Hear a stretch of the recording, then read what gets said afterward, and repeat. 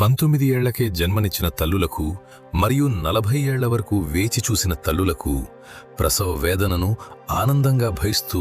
యోధులుగా, సైనికులుగా,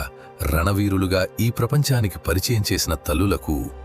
గుండెకోతను సైతం ఎదుర్కొని పోరాడిన మహిళలకు, తమ కలలను చంపుకొని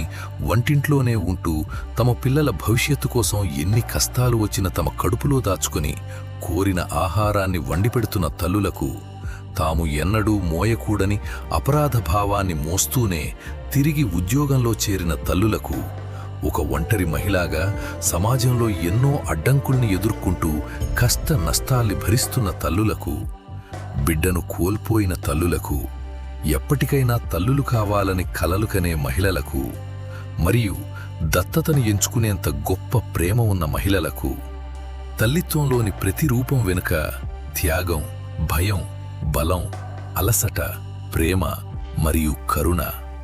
మనం తినిపారేసిన వ్యర్థాలను తమ కడుపులో పెట్టుకుని భరిస్తూ